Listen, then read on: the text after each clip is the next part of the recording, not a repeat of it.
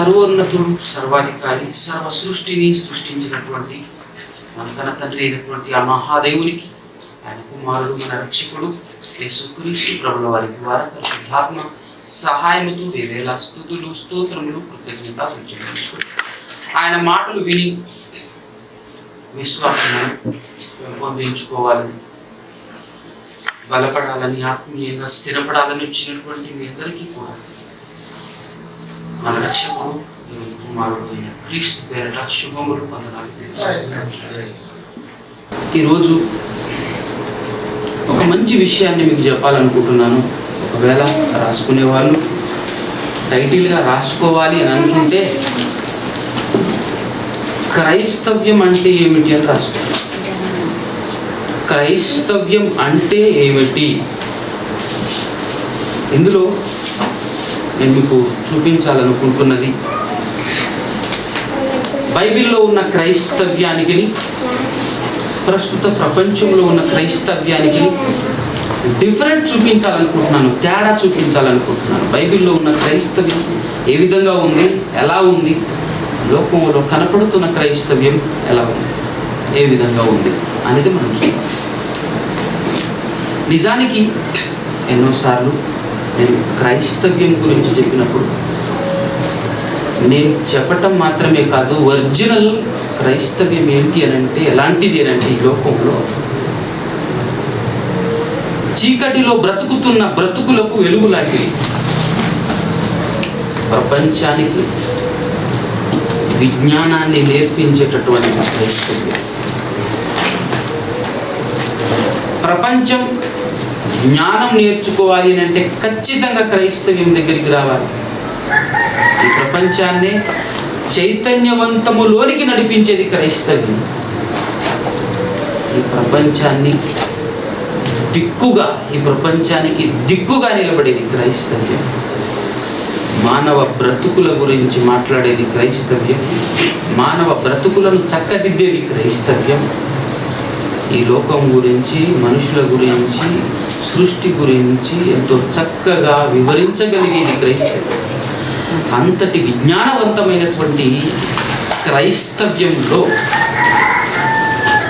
నేను క్రైస్తవుణ్ణి, నేను సేవకుణ్ణి అని చెప్పుకొని తిరుగుతున్నటువంటి వారు ఎవరైతే ఉన్నారో నేటి కాలంలో, ఇంత గొప్ప క్రైస్తవ్యంలో ఉన్నటువంటి వాళ్ళందరికీ నేడు లోకంలో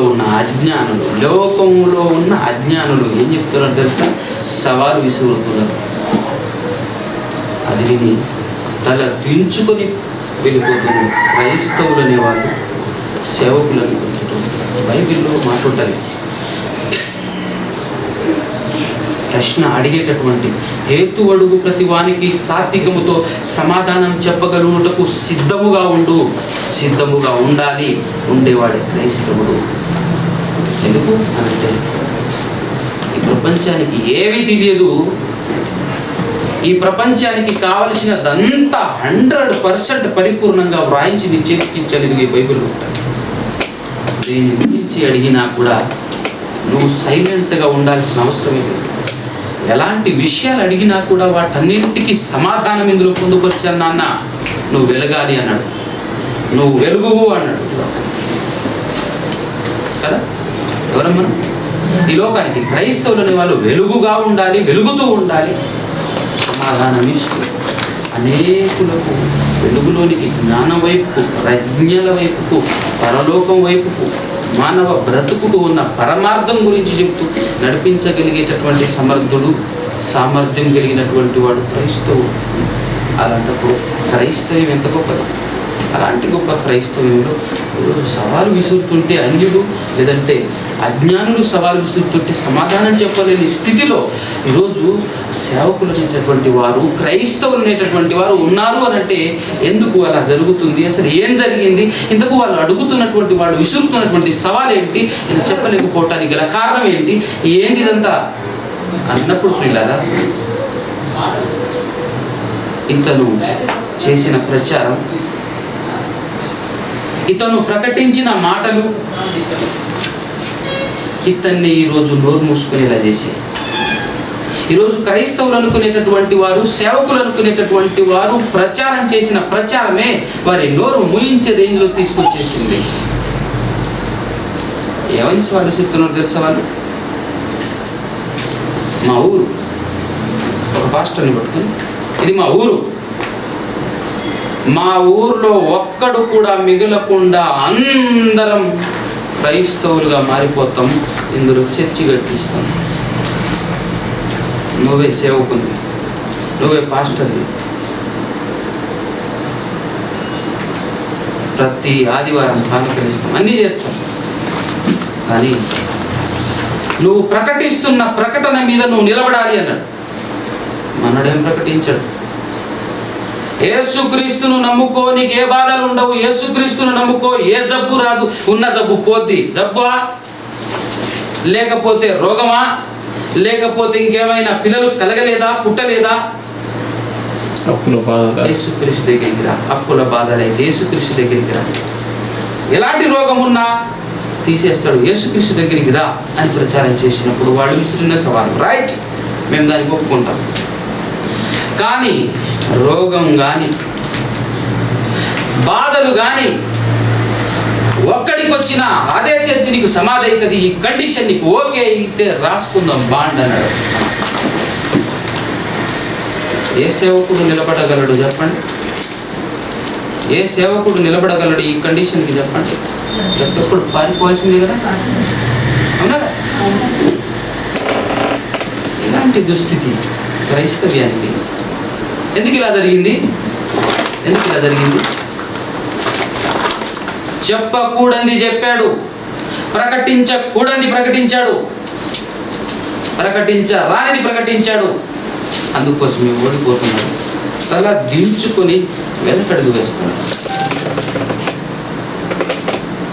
ఎవరికో కాదు, మనకే తటస్థిస్తుంది ఇలాంటివి. అలాంటప్పుడు మనం ఏం చేయాలి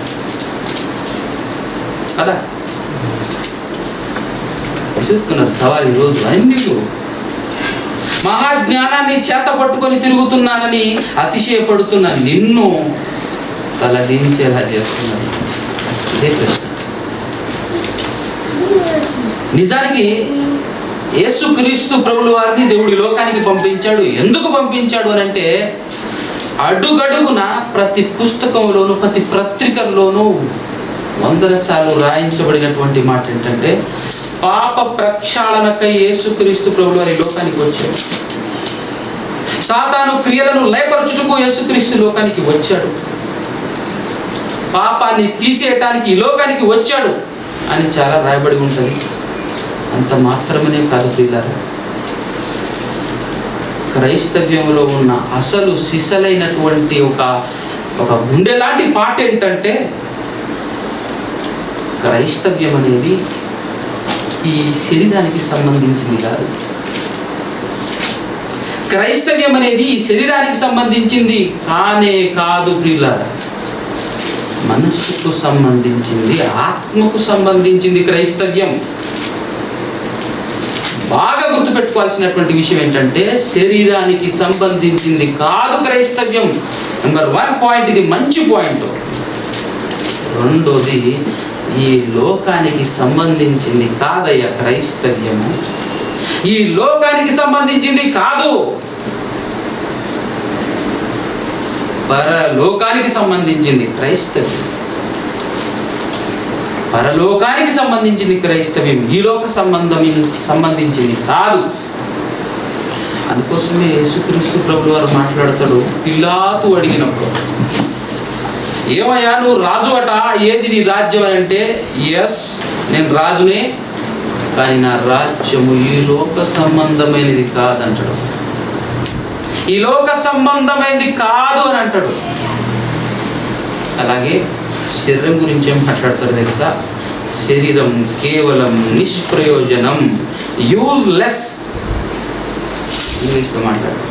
నిష్ప్రయోజనం శరీరం, ఆత్మయే జీవింపజేయుచున్నది అని అన్నాడు.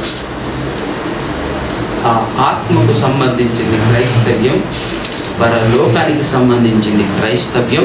పరలోకం నువ్వు వెళ్ళాలంటే అడ్డుపడేది పాపం. ఆ పాపాన్ని కడగటానికి, తీసివేయటానికి, లేపరచడానికి నేను వచ్చాను నన్ను దేవుడు అందుకే పంపించాడు అని 100 సార్లు చెప్పాడు. దీని గురించి ఈరోజు ఏ సేవకుడు ఎత్తట్లేదు. కానీ ఏం చెప్తున్నాడు తెలుసా? యేసుక్రీస్తు ప్రభుల వారు కుష్టి రోగిని బాగు చేశాడు. యేసుక్రీస్తు ప్రభుల వారు ఈ శరీరానికి కలిగినటువంటి అన్ని రోగాలు బాగు చేశాడు. నిన్ను కూడా బాగు చేస్తాడు, రా అని పిలుస్తున్నాడు. యేసుక్రీస్తు ప్రభుల వారు శరీరాన్ని ఎందుకు బాగు చేశాడు? ఆత్మను రక్షించడానికి వచ్చిన ఆయన శరీరాన్ని ఎందుకు బాగు చేశాడు అనేటటువంటి ఆలోచించలేకపోతున్నారు. అసలు ఎందుకు ఇది జరిగిందనేటటువంటి కోణంలో బైబిల్ చదవలేకపోతున్నారు. అందుకు జరిగింది నష్టం, జరుగుతుంది నష్టం. అర్థమవుతుందా?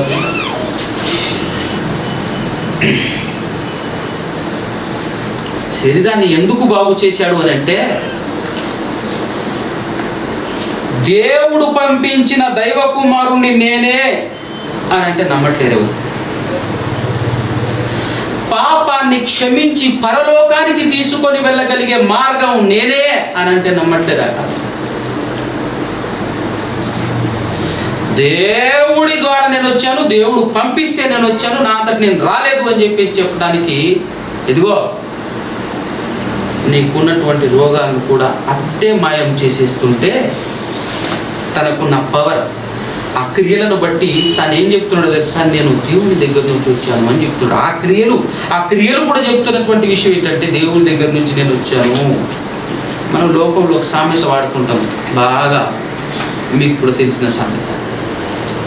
కొంతమంది వీడు ప్లేట్లో ఉన్న రాయి తీయలేడు కానీ ప్లేట్లో ఉన్న రాయి తీస్తాడట అని చెప్తుంటాం కదా.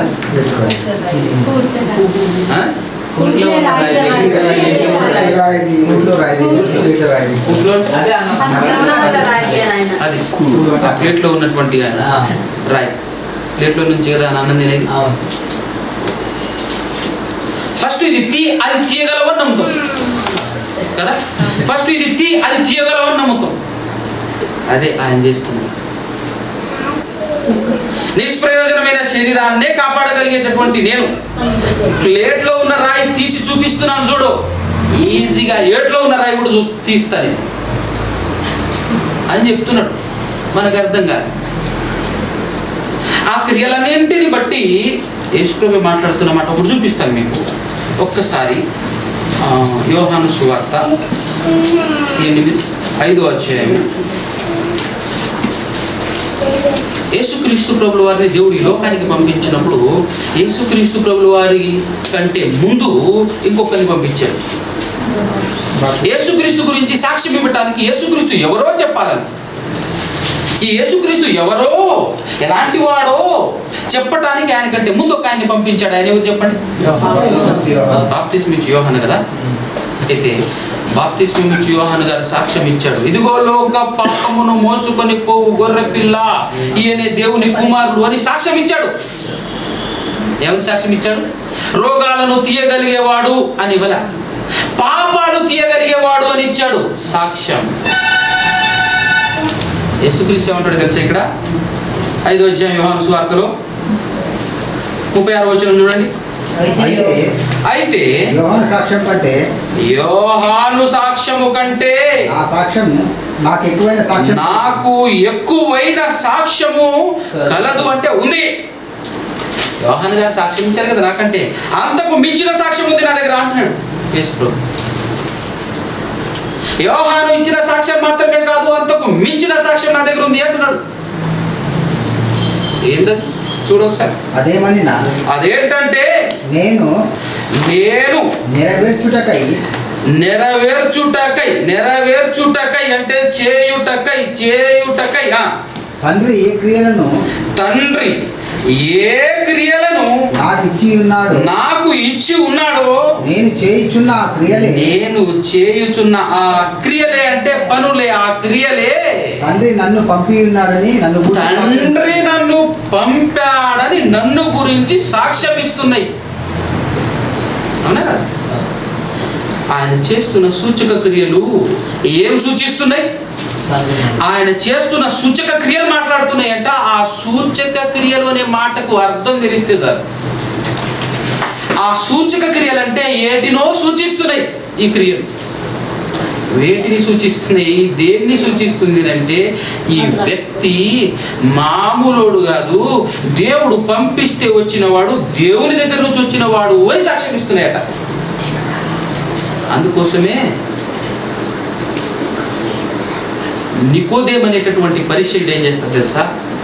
అయ్యా, నువ్వు దేవుని దగ్గర నుంచి వచ్చిన వాడి అన్న సంగతి నాకు అర్థమైపోయింది, నేను తెలుసుకున్నా అంటాడు. అట్టెట్ట తెలుసుకున్నావయ్యా, అట్లెట్లా తెలిసింది నీకు అని అంటే ఆయన ఏమంటాడు తెలుసా? ఇది యోహాను సువార్త 3:1 చూడండి. 3:1 చూడండి. అతడు రాత్రి ఆయన యొద్దకు వచ్చి, బోధకుడా, నీవు దేవుని యొద్ద నుండి వచ్చిన బోధకుడు అని మేము ఎరుగుదుము. దేవుడు అతనికి తోడై ఉంటేనే గాని నీవు దేవుడు అతనికి తోడై ఉంటేనే గాని నీవు చేయుచున్న సూచక క్రియలు ఎవడు చేయలేడు. నువ్వు కూడా చేస్తున్నావంటే నీ వెనకాల దేవుడు ఉన్నాడు, నీకు దేవుడు తోడై ఉన్నాడు అన్న సంగతి నాకు అర్థమవుతుంది అంటాడు. ఏం చక్కగా అర్థమైంది ఆ క్రియలను బట్టి, ఆయన చేస్తున్న క్రియలను బట్టి నువ్వెవరు అన్న సంగతి అర్థమవుతుంది. అది అర్థం కావటానికి ఆయన ఈ శరీరానికి ఉన్నటువంటి రోగాలు తీసాడు. దాని గురించి తెలియకుండా యేసుప్రభు చేశాడు, జరుగుతుంది రా అని పిలుస్తున్నాడు. యేసుప్రభు చేస్తున్నప్పుడు, ఈ సూచక క్రియలు చేస్తున్నప్పుడు, ఆ వ్యాధిని తీసేస్తున్నప్పుడు, ఈ శరీర దౌర్బల్యాన్ని తీసివేసేస్తున్నప్పుడు ఆయన ఏం మాట్లాడాడు, ఆయన ఏం చెప్పాడు? 2 వచనాలు చూపిస్తాను, మీకు అర్థం కావాలి. 2 వచనాలు చూపిస్తాను. మత్తయి సువార్త 8వ అధ్యాయం. మత్తయి సువార్త 8వ అధ్యాయము 1 నుంచి చూడండి. దిగి వచ్చినప్పుడు బహు జన సమూహం ఆయనను వెంబడించింది. గట్టిగా చదవాలి. ఇదిగో కుష్ఠరోగి వచ్చి. ఎవరు వచ్చారు? కుష్ఠరోగి వచ్చాడట. వచ్చి ఆయనకు మొక్కి, ప్రభువా, నీకు ఇష్టమైతే నన్ను శుద్ధునిగా చేయగలవా? నీకు ఇష్టమైతే నన్ను శుద్ధునిగా చేయి అంటున్నాడు. అందుకు ఆయన చెయ్యి చాపి, అందుకు యేసు ప్రభు చెయ్యి చాపి, వాణ్ణి ముట్టి నాకు ఇష్టమే నువ్వు శుద్ధుడవు కమ్ము, వాణ్ణి ముట్టి నాకు ఇష్టమే నువ్వు శుద్ధుడివి చెప్పగా తక్షణమే కమ్ము అని చెప్పగా వెంటనే తక్షణమే అంటే విత్ మైక్రో సెకండ్స్ ఏమైంది? కుష్ఠరోగం పోయింది. పోయిన తర్వాత యేసుప్రభు అంటున్నాడు చూడు. అప్పుడు యేసు ఎవరితో ఏమీ చెప్పకు సుమి, ఎవరితో ఇది చెప్పకు సుమి, ఎవరితో ఏమి చెప్పకు సుమి, చెప్పకు సుమి. ఈ స్వస్థత నేను నీకు స్వస్థపరిచాను, కానీ నేను ఇందుకోసం రాలే. నువ్వు ఇది చెప్పకు, నువ్వు ఇది చెప్పకో, దీనికోసం కాదు నేను వచ్చింది. నా పరువు తీయ, దీనికోసం కాదు నేను వచ్చింది. ఇంతకంటే గొప్ప పని నిమిత్తమై నేను వచ్చాను, ఇంతకంటే గొప్ప దానికోసం నేను వచ్చాను.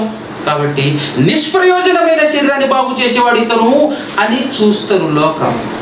ఇందుకోసం నేను రాలే, ఇందుకోసం నేను రాలే. అర్థమవుతుందా? కాబట్టి చెప్పకు, ఇది చెప్పకు అన్నాడు. నెక్స్ట్ మాట. కానీ నువ్వు వెళ్ళి వారికి సాక్షార్థమైన నీ దేహమును. ఎవరికి సాక్షార్థమయ్యో తెలుసా? ప్రధాన యాజకులకు. ఎందుకు ప్రధాన యాజకులకు సాక్షార్థమై ఈ రోగం బాగుపడిందని చూపించాలి అంటే, పాత నిబంధన గ్రంథంలో కుష్టి రోగం గురించి ఒక రూల్ ఉంటుంది. దేవుడు ఒక నిబంధన పెట్టాడు. కుష్టి రోగి ఎవరికైనా వచ్చేస్తే అతన్ని ఊరవుతారా, పాలమవుతారా ఉంచాలి. ఎప్పుడైతే ఆయనకు కుష్టి రోగం తగ్గుతుందో అప్పుడు ఆయన పాలెంలోనికి ఎంటర్ అవ్వాలంటే ఫస్ట్ ఎవరితో చూపించాలి? ప్రధాన యాజకుడు పర్మిషన్ తీసుకోవాలి. ప్రధాన యాజకుడి దగ్గరికి చూపించాలి. అయ్యా, నా కుష్టి రోగం పోయింది అని చెప్పాలి. రైట్, దేవుడిని కుష్టి రోగం తీసాడు కాబట్టి దానికి సంబంధించిన కానుకలు ఇచ్చేసి సమాజంలోనికి వెళ్ళి, ఇంటికి వెళ్ళని పంపిస్తాడు. అందు నిమిత్తం అక్కడికి పోమంటున్నాడు, కానీ దీని గురించి మాత్రం ఇక్కడ ప్రచారం చేయకుమన్నాడు. దేని గురించి? కాబట్టి కుష్టి రోగం కాబట్టి సాక్షార్థమై చూపించుకోమన్నాడు. వేరే విషయాల్లో అయితే సాక్షార్థం చూపించాల్సిన అవసరం లేదు. ఫర్ ఎగ్జాంపుల్గా కళ్ళు లేని వాళ్ళకి కళ్ళు బాగు చేశాడు అనుకో, ఏమన్నాడు? బాగు చేసిన తర్వాత ఏమన్నాడు? ఒకసారి 9వ అధ్యాయం పక్కనే ఉంది కదా, 9వ అధ్యాయం 29 7 నుంచి. యేసు అక్కడ నుండి వెలుచుండగా ఇద్దరు గుడ్డివారు ఆయన వెంట వచ్చి దావీదు కుమారుడా మమ్మును కనికరించుమని కేకలు వేసిరి. ఆయన ఇంట ప్రవేశించిన తరువాత ఆ గుడ్డివారు ఆయన ఎద్దకు వచ్చిరి. యేసు నేను ఇది చేయగలనని మీరు నమ్ముచున్నారా అని వారిని అడుగగా వారు నమ్ముచున్నాము ప్రభువా అని ఆయనతో చెప్పిరి. అప్పుడు ఆయన వారి కన్నులు ముట్టి మీ నమ్మిక చొప్పున మీకు కలుగును గాక అని చెప్పినంతలో వారి కన్నులు తెరవబడెను. చెప్పినంతలోనే కన్నులు తెరవబడేను. అప్పుడు యేసు ఎవరికి తెలియకుండా చూచుకొనుడని ఇది ఎవరికి తెలియకుండా చూచుకొనుడి అని ఖండితముగా ఆజ్ఞాపించాడట.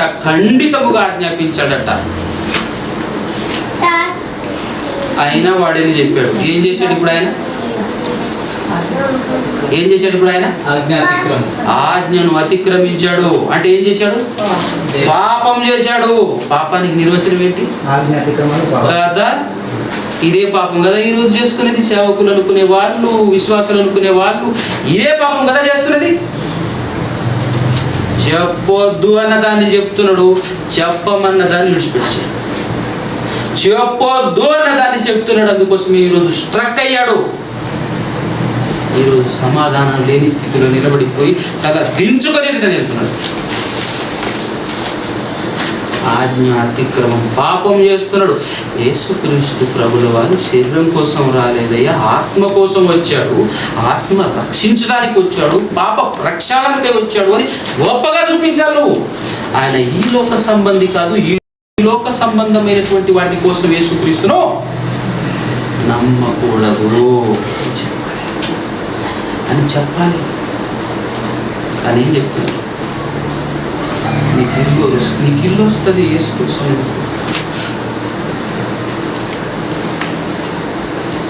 ఈ రోగం పోతుంది. అంత మాత్రమే కాదు, యేసుక్రీస్తు నమ్ముకో ఏ కష్టం రాదంట.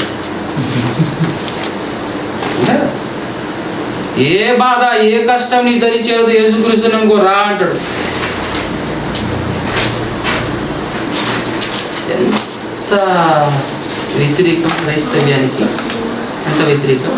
ఈ రోజు ఉన్నటువంటి సేవకుడు చెప్తున్నటువంటి మాట, యేసుక్రీస్తు నమ్ముకో ఏ బాధలు రావు, ఏ కష్టాలు రావు కదా. మొదటి శతాబ్దపు క్రైస్తవులు, మొదటి శతాబ్దపు సేవకులు ఏం చెప్పారో తెలుసా? చూస్తారా ఒక మాట? చూడండి వాళ్ళు ఏం చెప్పారో చూద్దాం ఒక్కసారి. అపోస్తుల కార్యం 14వ అధ్యాయంలో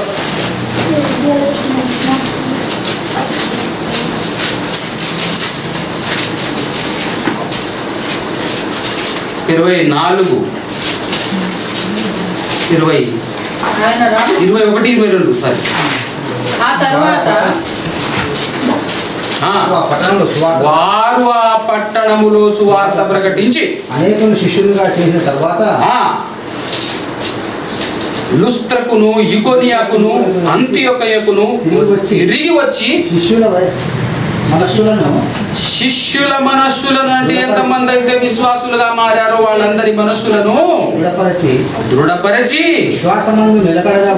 విశ్వాసమందు నిలకడగా ఉండవలెననియు అనేక శ్రమలు అనుభవించి మనము దేవుని రాజ్యములో ప్రవేశింపవలెననియు వారికి హెచ్చరించిరి. ఇది మొదటి శతాబ్దపు క్రైస్తవులు మాట్లాడుతున్న మాట. మొదటి శతాబ్దంలో ఉన్న ఒరిజినల్ క్రైస్తవ్యం ప్రచారం చేసిన ప్రచారం. దీనికి 100% ఆపోజిట్ ఈ రోజున్న క్రైస్తవ్యం ప్రచారం చేస్తుంది. యేసుక్రీస్తు నమ్ముకో ఏ బాధ ఉండదట. మొదటి శతాబ్దపు క్రైస్తవ్యం ఏం చెప్పింది? ఈ రోజు నువ్వేం ప్రచారం చేస్తున్నావు? పాపం చేస్తూ, క్రైస్తవ్యాన్ని మోసం చేస్తూ, క్రీస్తును నిలువున అవమానపరుస్తూ నేను క్రైస్తవుడిని ఏం చెప్పుకొని తిరుగుతున్నాడంటే ఏం చెప్పాలి చెప్పు? నేను కాదా సేవకుడిని, నేను కాదా క్రైస్తవుడిని అని చెప్పేసి ఎదిరించి నిలబడుతున్నాడంటే ఏం చెప్పాలి పిల్లరా? మనం ఏమనాలి చెప్పు? క్రీస్తు ప్రేమను బట్టి తలదించుకొని బాధపడుతూ ప్రేమపూర్వకమైనటువంటి హెచ్చరికలు చేస్తూ ముందుకు కొనసాగిపోవాలి. అంతకు మించి మనం ఏం చేయగలం చెప్పు? దేవుడు చేయాల్సింది చేస్తాడు, దేవుడు చేస్తాడు. కానీ మనం మాత్రం ప్రేమపూర్వకంగా హెచ్చరికలు చేస్తూ బైబిల్లో ఇది ఉంది, బైబిల్లో ఏది ఎందుకు ఉందో, ఏది ఎందుకు రాయబడిందో, ఏది ఎందుకు చేయబడిందో ప్రతి దానికి రీజన్ ఇందులో రాశాడు. కాకపోతే అంత క్లారిటీగా చదువుకునే ఓపిక, నేర్చుకునే ఓపిక మనకు ఉండదు. దానివల్ల మనమంతటా మనం ఏం చేస్తున్నాం తెలుసా? నరకానికి బాటలు వేసుకుంటున్నాం, మంచి బాటలు వేసుకుంటున్నాం, బైపాస్ చేసుకుంటున్నాం. మనల్ని మనం మోసం చేసుకుంటున్నాం, మనల్ని మనమే మోసం చేసుకుంటున్నాం. ఎవరిది ఏం తీసుకొని పోం, ఎవరిది ఏం చెయ్యం. కానీ అర్థం కావాలి, మనల్ని మనమే నరకానికి తీసుకెళ్తున్నాం, మనల్ని మనమే మాయ చేస్తున్నాం, మనల్ని మనమే మోసం చేసుకుంటున్నాం. అది మనకు అర్థం కావట్లేదు. అర్థమై మారు మనసు పొందుకుంటే దేవునికి స్తోత్రం, దేవుడు రక్షించుకుంటాడు. ఇంత మాత్రమే కాదు, అసలు రోగాలే రావు. దీనికి కూడా ఏమంటారు తెలుసా? నీడు అదే కదా సవాల్, వాళ్ళ సవాల్. యేసుక్రీస్తు నమ్ముకుంటే ఏ జబ్బు రాదట కదా, నీకెందుకు ఈ జబ్బు వచ్చింది? యేసుక్రీస్తు నమ్ముకుంటే ఏ జబ్బు రాదట కదా అంటాడు. నీకెవరు చెప్పారయ్యా అంటే ప్రచారం చేసేవారు అదే కదా చెప్పింది. దానికి ఏం తెలుసు? బైబిల్ చెప్పించదు కదా, అవునా కదా? ఇంతకు దీనికంటే మించిన ఒక విషయం ఏంటంటే పిల్లరా, యేసుక్రీస్తును నమ్ముకున్నామనే మాట నువ్వు లోకంలో ఉన్న వాళ్ళతో చెప్పావనుకో, ఏం చెప్తారు తెలుసా? నీకేమైందని నమ్మావు? నీకు ఏ రోగం వచ్చిందని నమ్మావు? అంటే రోగం వస్తేనే నమ్మాలి అనేటటువంటి విధానంలో లోకానికి అర్థమైంది. క్రైస్తవులు పాపం వస్తే పాపాత్ముడి అయితే, అర్థమవుతుందా? నువ్వు పాపాత్ముడి అయితేనే క్రీస్తు దగ్గరికి రావాలనేటటువంటి మాట ఉందా? లేదు. రోగం ఉంటేనే యేసుక్రీస్తు దగ్గరికి అనేటటువంటి విధానంలోనికి నేర్పించేశారు. అన్యులు వాళ్ళు మాట్లాడుతున్నారు, అర్థమవుతుందా? వాళ్ళు ఎట్లా అర్థం చేసుకున్నారు చూడు.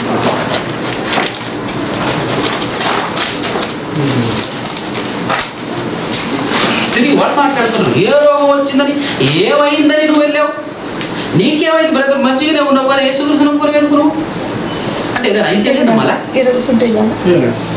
ఇదొక ఎత్తు అయితే యేసుక్రీస్తు నమ్ముకుంటే అసలు జబ్బులే రావట.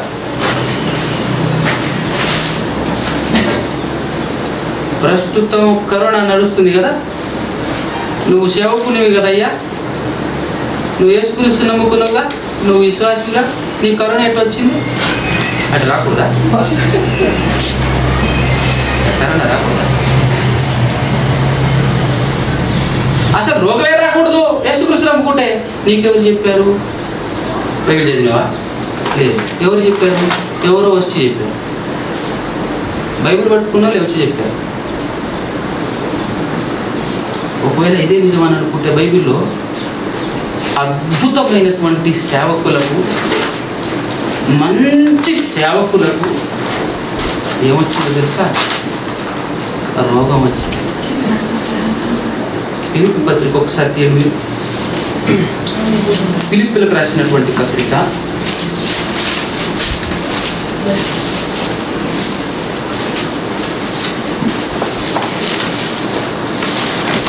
2వ అధ్యాయము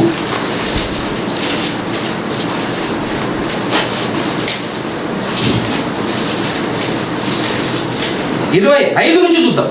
2వ అధ్యాయము 25 నుంచి చూద్దాం. మరియు నా సహోదరుడు పౌలు గారు మాట్లాడుతున్నాడు అండి, జాగ్రత్తగా వినండి. పౌలు గారు మాట్లాడుతున్నాడు, మామూలుడు గారు, ది లెజెండ్. నా సహోదరుడును జత పనివాడును, తనకు జత పనివాడట, తన జత పనివాడును, నా తోడు యోధుడును, యోధుడట. నా తోడి యోధుడును మీ దూతయు అంటే మీ దగ్గరికి వర్తమానం తీసుకొని వచ్చేవాడు. నా అవసరమునకు ఉపచరించిన వాడునైనా ఎపఫ్రొదితును మీ యొద్దకు పంపుట అగత్యమని అనుకుంటుని. మీ యొద్దకు పంపటం అవసరం, మీ యొద్దకు పంపటం ఖచ్చితం, పంపాలి, అగత్యం అని అనుకోండి. అయితే అతడు రోగి ఆయనని మీరు వింటిరి కనుక. ఏమైనది? ఏమొచ్చింది అతనికి? రోగం వచ్చింది. మరి ఆ కాలంలో ఏ రోగం దాని పేరు మనకు తెలియదు. అవునా? ఎలాంటి వాడు ఆయన? మామూలుడా? యోధుడు, జత పనివాడు పౌలుకి. ఆయనకు రోగం వచ్చింది. రోగి ఆయనని మీరు వింటిరి కనుక అతడు మిమ్మునందరినీ చూడ మిగుల అపేక్ష గలవాడే విచారపడుచుండెను. రోగంతో ఉన్నా ఏం బాధపడుతున్నా తెలుసా? తొందరగా మీ దగ్గరికి రావాలి, మీతో వాక్యం పంచుకోవాలి, మీ దగ్గరికి రావాలి, మీరు త్వరగా కోలుకుంటే మీ దగ్గరికి రావాలి అని బాధపడుతున్నాడు సహోదరు. చదువుకోండి విషయం. నిజముగా అతడు రోగి అయి చావునకు సిద్ధమైపోయాడు. చావు దాకా వెళ్ళినాడంటే దేనికి భయపడకుండా దేవుని కోసం పనిచేసిండు అనమాట. యోధుడు అని ఎందుకు అన్నాడు అనుకుంటాం? అందుకే అన్నాడు యోధుడితను, దేనికి భయపడలేదు అతను. కానీ దేవుడు అతన్ని కనికరించిండు.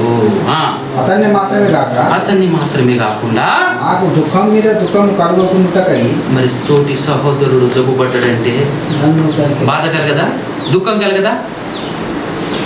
ఈయన దుఃఖపడుతున్నాడు. ఈయన దుఃఖపడకుండా అతను బాగా అయితే ఇతనికి దుఃఖం కూడా తొలగిపోయింది. కాబట్టి ఆయన్ని మాత్రమే కాదు నన్ను కూడా దుఃఖము కలగకుండుటకు నన్నును కనికరించెను. కాబట్టి మీరు అతనిని చూచి మరలా సంతోషించు నిమిత్తము నాకున్న దుఃఖము తగ్గు నిమిత్తమును అతనిని మరి శీఘ్రముగా స్పీడ్గా మీ దగ్గరికి పంపాను. మీ దగ్గరికి పంపితిని. కంటిన్యూషన్. నా ఎడల మీ ఉపచర్యలో ఉన్న కొదువను తీర్చుటకై అతడు తన ప్రాణమును అది లేక తన ప్రాణమును సైతం లక్ష్య పెట్టక క్రీస్తు యొక్క పని నిమిత్తము చావునకు సిద్ధమై ఉండెను. అంటే భయపడలేదండి దేనికి, అందుకోసమే రోగం వచ్చింది. వర్షంలో అయితే ఏం జరుగుతుందో, వర్షం వస్తుంది బ్రదర్, నేను రాను బ్రదర్, మళ్ళీ జలుబు అవుతుంది, గది వస్తుంది, ఇది వస్తుంది, జ్వరం వస్తుంది బ్రదర్, అలాంటి కాదు ఇక్కడ. చదవండి. ప్రస్తుత కాలంలో ఏం జరిగింది? కరోనా అనగానే స్ట్రిక్ట్ కండిషన్ పెట్టేస్తే అందరు ఇట్లా కూర్చున్నారు. చర్చిలు మూసేసుకొని పాస్టర్లు హాయిగా కూర్చున్నారు. ఇంట్లో కూర్చొని చేస్తే పరలోకం రాదేమోనని, ఏం జరిగినా సరే చస్తే నీ పనిలోనే చావాలి అని చెప్పేసి ఇంట్లో నుంచి బయటికి వెళ్ళేసి కరోనా టైట్గా నడుస్తుంది. ఆ లాక్డౌన్ నడుస్తున్నటువంటి కాలంలో ఊరూరా తిరిగి దగ్గర 27 మంది వాసు వచ్చినారు కరోనా కాలం. అంత టైట్ కండిషన్లో ఉన్నప్పుడే ఇంట్లో ఆగని వాడిని ఆ తర్వాత ఆగుతానా? అదేవిధంగా కంటిన్యూషన్గా రాష్ట్రాలు దాటాను. వేరే రాష్ట్రంలో ఉన్న సహోదరులతో కూడా పంచుకోవటానికి దేవుని వాక్యం. అందరూ లాక్డౌన్ వేసుకొని కూర్చున్నారు, నేను తిరుగుతున్నాను దేవుని పని కోసం. కరోనా కాలంలో నాకు కరోనా వచ్చింది. అక్కడ నా సహోదరులు కూడా దేవుడిని నమ్ముకున్నావు కదా, కరోనా ఎట్టొచ్చింది నీకు, రోగం ఎట్టొచ్చింది నీకు? అతనికి తెలియదు నిజమైన క్రైస్తవ్యం, అతనికి తెలియదు ఒరిజినల్ క్రైస్తవ్యం. అందుకోసం అడిగాడు పాపం, ఎందుకంటే ఆయన కూడా అన్నీ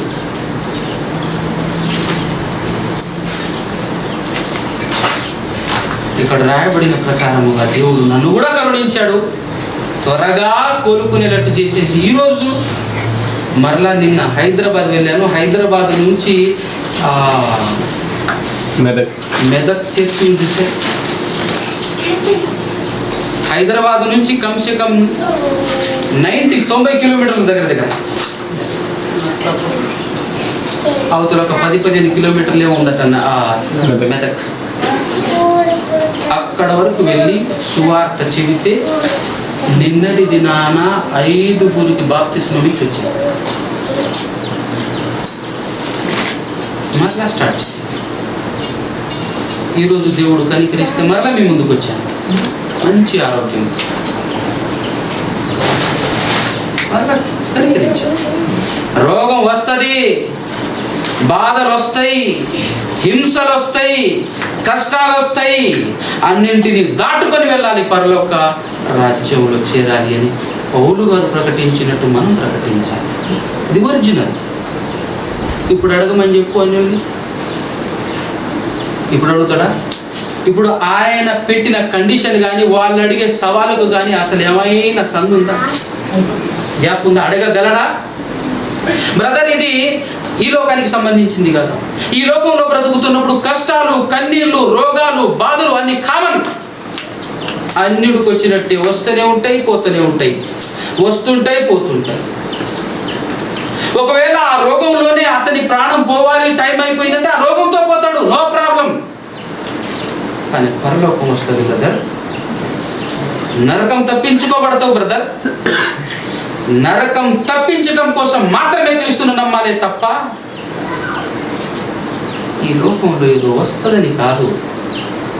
ఈయనను మాత్రమే కాదు పిల్లారా, ఇంకొక వ్యక్తికి కూడా, పౌలు గారి తోటి పనివాడు జతవాడైన ఇంకొక వ్యక్తికి కూడా రోగం వచ్చింది. 2వ తిమోతి పత్రిక చూడొకసారి. 2వ తిమోతి పత్రిక 4వ అధ్యాయంలో 20వ వచనం చూడండి. ఎరస్తు అనే వ్యక్తి కొరింథీలో నిలిచిపోయాడు. అక్కడ సంఘం ఉంది కాబట్టి ఆ సంఘాన్ని బలపరచమని అక్కడ వచ్చేసాడు. త్రోఫీము రోగి అయినందున అతన్ని ఎక్కడ విడిచేసి వచ్చాను? మిలేతులో విడిచేసి వచ్చేసాను. ఒకవేళ రోగి అయిపోతే ఎంట పట్టుకొచ్చేవాడు, అంతే కదా. రోగి అయినందున విడిచేసి వచ్చాను, కానీ రోగం రాకపోతే పట్టుకొచ్చేవాడు. అర్థమవుతుందా అని ఎవరైతే మాట్లాడుతున్నాడో, ఎవరు మాట్లాడుతున్నారని పౌలు గారు కదా. పౌలు గారికి కూడా రోగం వచ్చింది తెలుసా? పౌలు గారికి కూడా రోగం వచ్చింది. చూస్తారా? గళితీయులకు రాసిన పత్రిక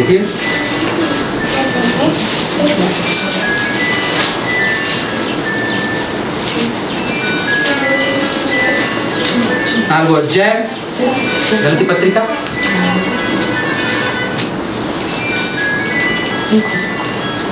13వ వచనం 14వ వచనం 2 చూద్దాం. మీరు నాకు అన్యాయం చేయలేదు. గళితీయులతో చెప్తాను, మీరు నాకు అన్యాయం చేయలేదు. మొదటిసారి శరీర దౌర్బల్యం కలిగినను. శరీర దౌర్బల్యము అంటే ఏంటో తెలుసా? అదే రోగం. శరీర దౌర్బల్యము కలిగినను నేను సువార్త మీకు ప్రకటించి తిని. ఇతని కమిట్మెంట్ చూడు ఇంకెంత ఘోరంగా ఉందో. రోగం వచ్చి రాగట్లేడు, రోగంతో ఉండి కూడా ఏం చేశాడట? స్వార్థ ప్రశ్నలు చేశాడు మహానుభావుడు. వాళ్ళ కమిట్మెంట్.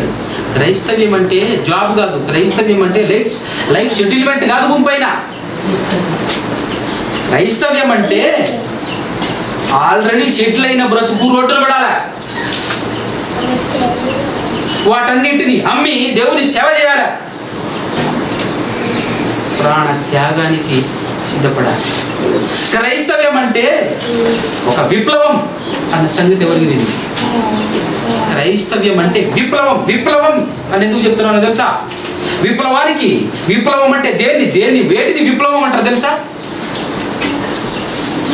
మార్పును కోరే ఉద్యమాలను విప్లవం అంటారు. ఏదో ఒక మార్పును కోరి ఉద్యమిస్తున్న ఉద్యమాలన్నింటిని ఏమంటారు తెలుసా? విప్లవం.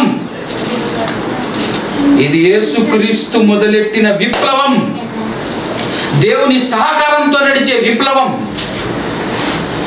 మనుషుల మనస్సు మారాలని, మనుషుల బ్రతుకు మారాలని, ప్రతి మనిషి యొక్క మనస్సు మార్పు కోసం ఉద్యమిస్తున్న ఉద్యమం క్రైస్తవ్యం అండి. ఇలాంటి క్రైస్తవ్యాన్ని ఈరోజు క్రైస్తవులే మతంగా మార్చారు.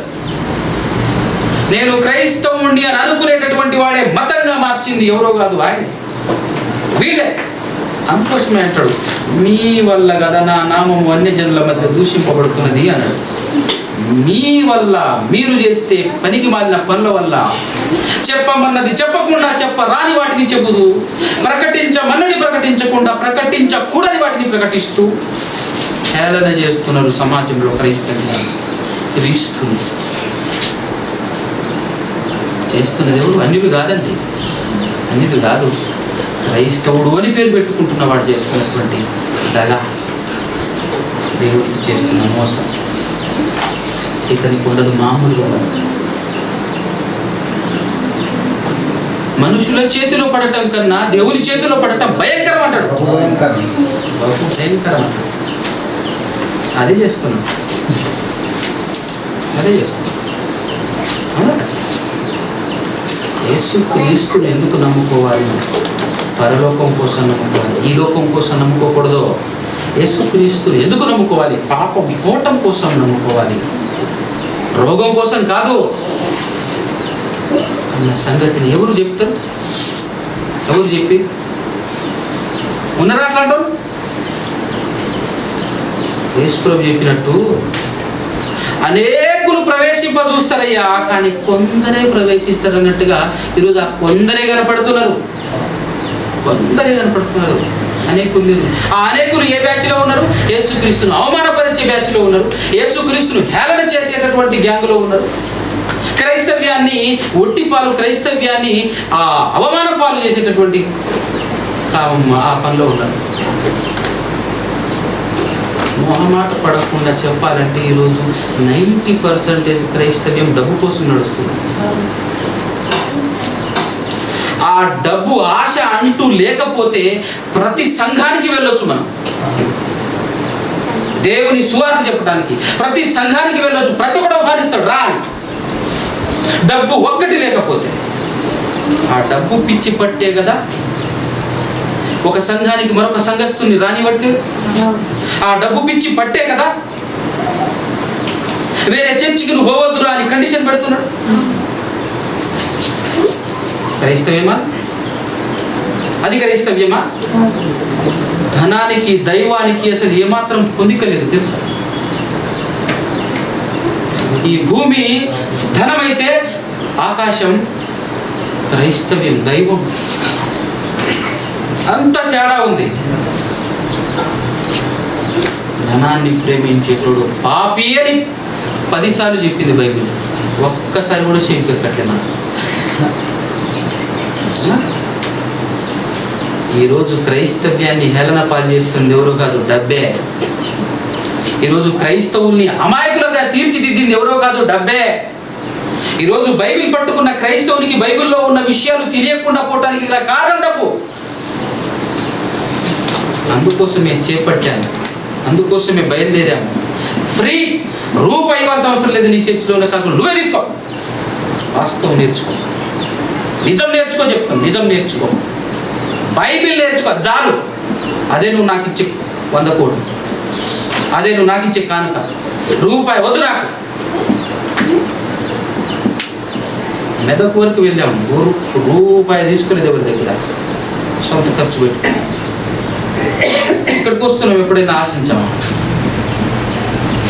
అది కాదు, దానికోసం కాదు క్రైస్తవ్యాన్ని మేము నమ్ముకున్నది.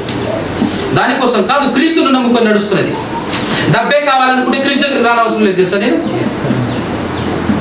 ఈరోజు లక్షల్లో ఉండే శాలరీ, డబ్బే కావాలి అని అనుకుంటే ఇద్దరం ఇంజనీర్లు, నేను మా ఆవిడ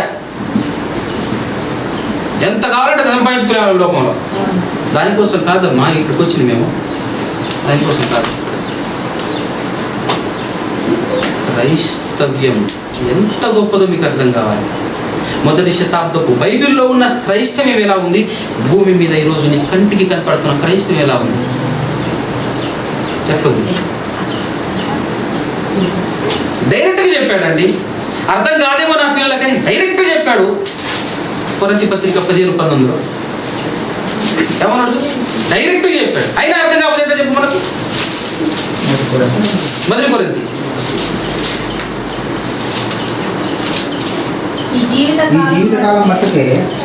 ఈ జీవితకాలం మట్టుకే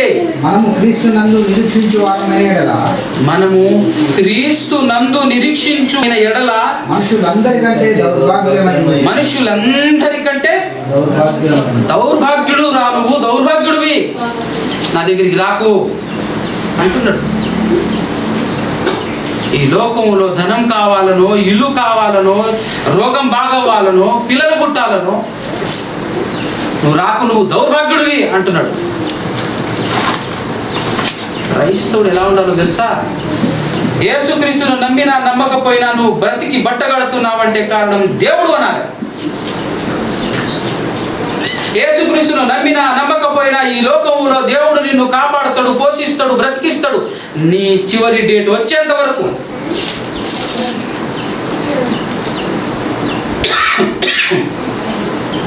నీ ఎక్స్పైరీ డేట్ వచ్చేంత వరకు దేవుడు కాపాడుతాడు.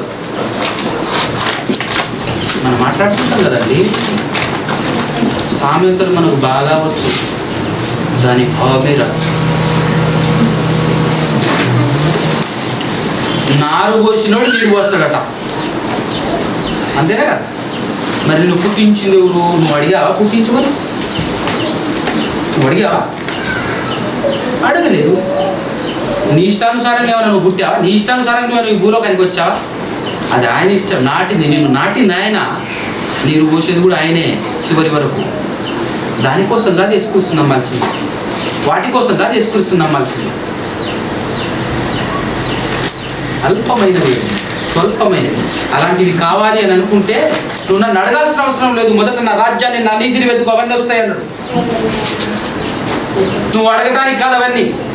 నువ్వు పుట్టక ముందు రెడీ చేశాను భూమి పైన. ఎన్ని కాయలు, ఎన్ని ఫ్రూట్స్, ఎన్ని విత్తనాలు, ఎన్ని ధాన్యాలు నువ్వు తిని బతకడానికి. నువ్వు పుట్టక ముందురా, మానవుణ్ణి నిర్మించక ముందు నిర్మించాడు వీటన్నిటిని దేవుడు. ఆల్రెడీ భూమి మీదనే ఉంది. వాటి కొరకు ప్రార్థన చేస్తున్నావేంది? వాటి కొరకు నా దగ్గరికి వస్తున్నావేంది? వాటి కొరకు నమ్ముతున్నావేంది? యేసుక్రీస్తును నమ్మని వాడు బతకట్లేడా? యేసుక్రీస్తు నమ్మని వాడు కోటలు కట్టుకోలేదా? యేసుక్రీస్తు నమ్మని వానికి రోగం రాలేదా? యేసుక్రీస్తు నమ్మని వానికి రోగం వచ్చి బాగుపడలేదా? రికవర్ అవ్వలేదా? చావు దాకా వెళ్ళి రిటర్న్ తిరిగి రాలేదా? అలాంటి వాళ్ళు లేరా? అలాంటి వాళ్ళు ఉన్నారు, నువ్వు తెలుసుకోలేదు. నేటి క్రైస్తవ్యం బావిలో కప్పలు, బావిలో కప్పలే. ఇంతే. అమ్మ బాబా నేను ప్రార్థన చేస్తే బాగుపడేది. లోకంలో ఎవరు చేశారని లోకంలో ఉన్న వాళ్ళు చాలా మంది బాగుపడుతున్నారు. ఎవరు చేశారు? నువ్వు చేసావా? దేవుని గురించి తెలుసా నీకు? అసలు దేవుడు ఎలాంటి వాడో తెలుసా నీకు? అసలు అదే కదా అసలు సీజన్ మోసం. దేవుని గురించి తెలియదు కనుకనే కదా ఇట్లా మాట్లాడుతున్నాం, ఈ విధమైనటువంటి ప్రచారం చేస్తున్నాం. దేవుడు ఎలాంటి వాడో తెలుసా? ఒకసారి చదువు, 2 వచ్చినా చూపిస్తాను. మత్తయి సువార్త 5వ అధ్యాయంలో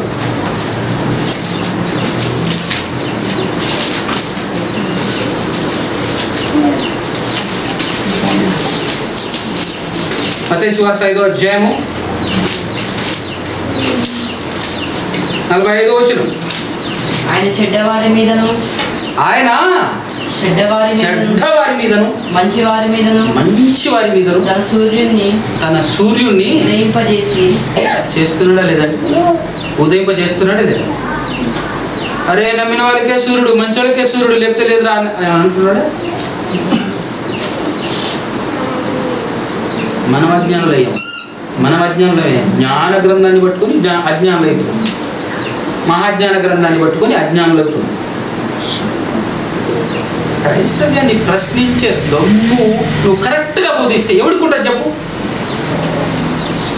ఎవడికుంటుంది? నువ్వు కరెక్ట్గా బోధిస్తే ఎవడికి ఉండదు. నువ్వు చేసిన తప్పే నీ మీద వస్తుంది. కంటిన్యూషన్. నీతిమంతుల మీదను అనీతిమంతుల మీదను వర్షం కురిపించుచున్నాడు. అంతే కదా? మీరు మిమ్మల్ని ప్రేమించిన వారిని ప్రేమించిన ఎడలా మిమ్మల్ని కూడా ఇదే చేయమంటున్నాడు. మీరు కూడా అదే చేయాలంటున్నాడు. తర్వాత మాత్రం ఇంత మాత్రమే కాదు పిల్లరా. ఒకసారి లూకాసు వార్త 6వ అధ్యాయం 5 చదవండి. లూకాసు వార్త 6వ అధ్యాయం 5 చదవండి ఒకసారి.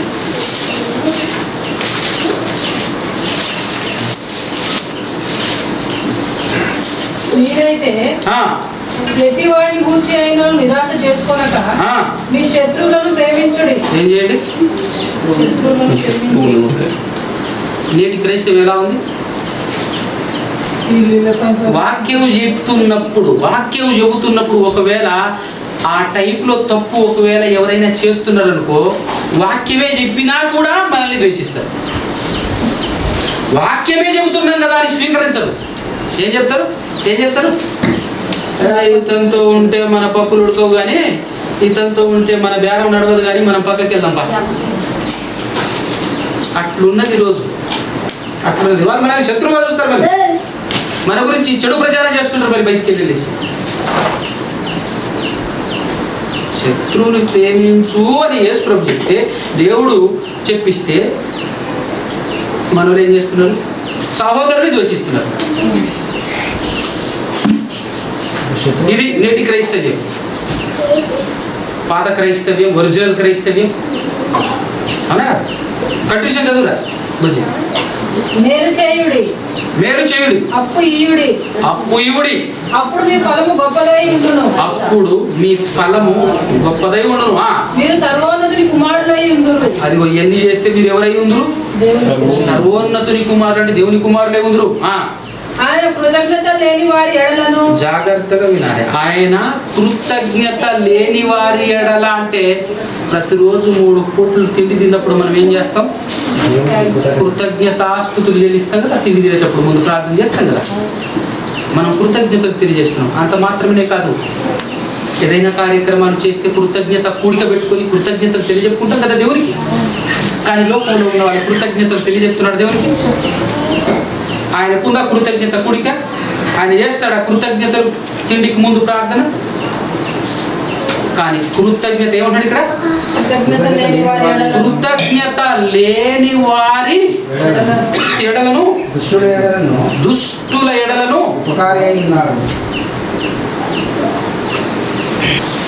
ఉపకారి. కృతజ్ఞత లేని వారి ఎడలను ప్లస్ ఇంకో మాట అన్నాడు చూడు, దుష్టులు లోకంలో ఉన్నారా? ఆ దుష్టులకు కూడా ఉపకారం చేస్తుంది ఎవరు? అంటే ఆ దుష్టులు లోకంలో ఉన్నటువంటి వాడు సైతం రోగం వస్తే బాగుపడుతున్నారు, కష్టాలు వస్తే మరలా కష్టాలు పోతున్నాయి. ఎవరయ్యా బాగు చేసేది? ఎవరు బాగు చేసేది? దేవుడు. అనేంత గొప్పగా చెప్పాల్సిన నీవు ఎంత తగ్గిస్తున్నావు? దేవుని ఎంత తగ్గిస్తున్నావు? నమ్ముకుంటేనే బాగా అవుతుంది రా.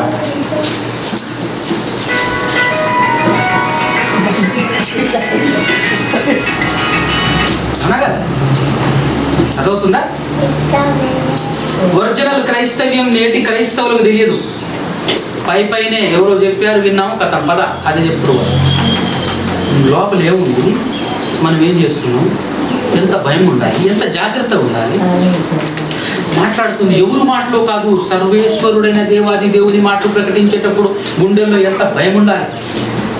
నేను చెప్పగలనా, నాకు అర్హత ఉందా లేదా అని ప్రతి విషయంలో చెక్ చేసుకునేటటువంటి జ్ఞానం మనకు ఉండాలి. ఎందుకంటే నువ్వు చెలగాటం ఆడుతుంది దేంతో తెలుసా? నిప్పుతో కాదు, అంతకు మించిన భయంకరమైన శక్తితో, దేవునితో మాడి మసీతో. వద్దు, అంత ధైర్యం చేయొద్దు, అలాంటి తెగింపు చేయొద్దు. మనం భయం ఉండాలి. దేవుని వాక్యం అంటే భయం, భక్తి కలిగి నేనేంటి అనేది చూసుకోవాలి. ఇంత గొప్ప మాటలను ఉపదేశించగలిగే క్యారెక్టర్ నా దగ్గర ఉందా అని చూసుకోవాలి. తర్వాత చేయాలి. నీ మేలుకోరే, మన మేలుకోరే మాట్లాడలేదు. మనల్ని మనం ఎందుకు అనవసరమైన అర్థాన్ని తీసుకెళ్తాం? దేనికోసం ఇట్లా ఆశపడుతున్నాం? దేనికోసం ఈ విధమైనటువంటి చెప్పేవాళ్ళు ఏవి రాకపోయినా చెప్పాలి అని వద్దురా అంటే మనం ఏమంటారు తెలుసా? ఇతని నుంచి దూరం అన్న అవ్వాలి, లేకపోతే ఇతను నోరు ముయించాలన్నా ముయించాలి. నాకు బాగా పరిచయమైనటువంటి ఒక స్నేహితుడు అండి, బైబిల్ ప్రకారంగా అర్హత లేదు సేవ చేయటానికి, వద్దు అన్న. ఆ తర్వాత నుంచి నాతో మాట్లాడటం బంద్ చేసి నాకు దూరం చేసేసి ఇప్పటికీ దాదాపు 2-3 సంవత్సరాలు.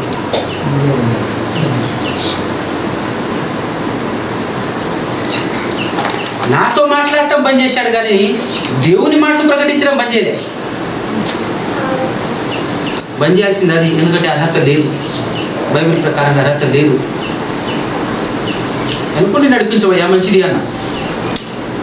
ఇతనితో ఉంటే మన పప్పులు ఉడికేటట్లేవు కానీ వేరే దగ్గరికి వెళ్ళేసి గ్యాస్ పెట్టుకుందాం అనుకున్నాను.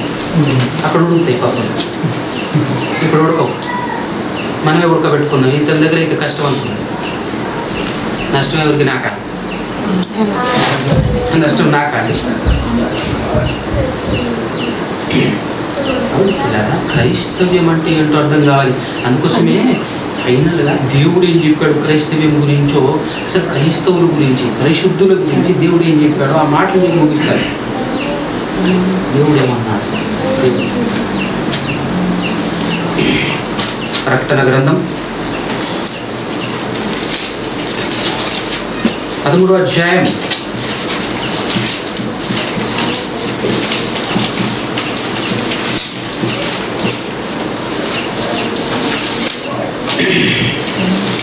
9-10 వచనాలు. కాగా సర్వలోకమును మోసపుచ్చుతూ తప్పు ఎవడైనను చెవి గలవాడైతే వినుగాక. చూసారు ఎంత మంచి మాట. చెవి గలవాడు. ఈ మాట ఎందుకు మాట్లాడాడు? ఈ మాటకున్న అర్థం ఏంది, భావం ఏంది అన్నారు. చెవి గలవాడైతే వినుగాక అంటే అర్థం ఏంటో తెలుసా? చెవి లేని వాళ్ళు ఉన్నారు, చెవులు లేని వాళ్ళు ఉన్నారు, ఎవరు లేదు. కానీ ఎందుకు మాట్లాడాడు అని అంటే చెవి గలవాడు వినుగాక అంటే అర్థం ఏంటో తెలుసా? విని వాటి ప్రకారంగా బ్రతుకువాడు, విని వాటి ప్రకారంగా నడుచువాడు, విని వదిలేసేవాడు కాదు. విన్న ప్రకారంగా తన బ్రతుకును మార్చుకొని అందులో అడుగులు వేస్తూ జీవించగలిగే వారి గురించి మాట్లాడుతున్నాడు. అలాంటి వాడు ఉంటే వినుగాక. చెవి గలవాడైతే వినుగాక. ఎవడైనను చెర పట్టవలెనని ఉన్న ఎడల ఎవరిని? పరిశుద్ధుల గురించి మాట్లాడుతున్నాడు, క్రైస్తవుల గురించి మాట్లాడుతున్నాడు. ఓ క్రైస్తవుడా, దేవుడిని నమ్మిన పరిశుద్ధుడా, క్రైస్తవుడా, ఒకవేళ నిన్ను చెరపట్టేదైతే, ఎవరైనా చెరపట్టాలి అని ఉంటే నువ్వు వెళ్ళిపోవాలి, చెరలోనికి పోవాలి. ఎవడైనను ఖడ్గము చేత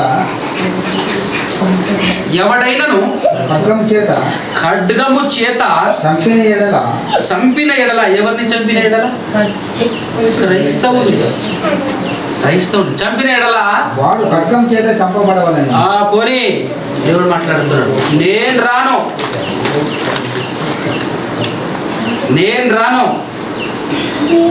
నేను చూస్తూ ఉంటా అంతే. చావాలి అని ఉంటే చావని, పోవాలి అని అంటే పోని. మరి మీరేం చేస్తారు ప్రభువా? మిమ్మల్ని నమ్ముకున్నాడు కదా ప్రభువా, మీరేం చేస్తారు ప్రభువా అన్నప్పుడు దేవుడు ఏమంటాడు తెలుసా? నన్ను ఎందుకురా నమ్ముకున్నది? ఎందుకు నువ్వు నన్ను నమ్ముకున్నది? పట్లోకి రావటం అది ఇస్తాగా, రాని అది ఇస్తాగా, సావని అది ఇస్తాగా. ఎవరు నరకని చచ్చిన తర్వాత ఇస్తాగా. నేను ఇవ్వాలన్నది మాత్రం ఖచ్చితంగా ఇస్తాగా. ఉంటే ఎంత పోతే ఎంత రాని నా దగ్గర కోసం నేను ఇస్తాగా. అందుకోసం కాదు నన్ను నమ్ముకున్నది. భూలోకంలో ఇంకా బతకాలనే అటు అయితే నీలాంటి వద్దు నాకు, అటైతే నీలాంటి వద్దు నాకు. సాగునకు సిద్ధపడి రావాలి. అది చెప్తున్నాడు చూడు. ఇలా ఎవరైనా చంపితే చచ్చిపోతూ, ఎవరైనా జైల్లో చెరలోనికి తీసుకెళ్ళి పెడితే చెరలోనికి వెళ్తూ, ఏమాత్రం విశ్వాసంలో తగ్గకుండా, విశ్వాసంలో పడిపోకుండా నిలబడుతున్న వాడిని జాగ్రత్తగా చూసి వారిలో దేవుడు ఏం చూస్తాడో తెలుసా? ఏం చూస్తాడో తెలుసా? కంటిన్యూషన్. ఈ విషయంలో అదిగో ఇలా జరుగుతున్నప్పుడు ఈ విషయంలో పరిశుద్ధుల ఓర్పును విశ్వాసమును అది చాలు నాకు. వాళ్ళ త్వరలోకి వచ్చేస్తా. నాకు కావాల్సినది అది ఉందా లేదా చెక్ చేస్తా. పీకదాకా కత్తి వచ్చినా కూడా భయపడకుండా, సంపూర్ణ ప్రాబ్లం, చస్తే నాకు లాభం అనే రేంజ్లో ఉన్నాడా లేదా అది కావాలి. వద్దే ఈ సిక్కిర ఇస్తే కానీ వదిలేస్తా కానీ నన్ను చంపకు అన్నాడు అనుకో, ఈ నాకు అసలే వద్దాడు. ఇలాంటి వాడిని కాదు నేను కోరుకున్నాను. బలమైన విశ్వాసం కనబడుతుందా? ఎన్ని దెబ్బలు పడ్డా ఓర్పు కనపడుతుందా? నువ్వేనయ్యా నాకు కావాల్సి, నువ్వు నాకు కావాలి. అది క్రైస్తవ్యం. అది క్రైస్తవం. అందుకోసమే యోహాను గారికి దర్శనంలో వాస్తవాలు చూపిస్తున్నప్పుడు ఎందరో పరిశుద్ధులు ఆయన వెనకాల, ఎందరో పరిశుద్ధులు యేసుక్రీస్తు వెనకాల పరిగెడుతున్నట్టుగా, ఆయన వెనకాల ఉన్నట్టుగా దర్శనంలో చూపించినప్పుడు ఒక దూత అడుగుతుంది, ఇదంతా చూస్తున్నావు కదా యోహాను గారు, యేసుక్రీస్తును వెంబడిస్తున్న ఆ ఆత్మలున్నాయే వాళ్ళెవరో తెలుసా అని అడుగుతాడు. నాకేం తెలుసయ్యా, వాళ్ళెవరు నాకేం తెలుసయ్యా అన్నప్పుడు వాళ్ళెవరో తెలుసా నేను చెప్తాను. ఆయన మాట చెప్తాను. ఏం చెప్తారో చూద్దాం.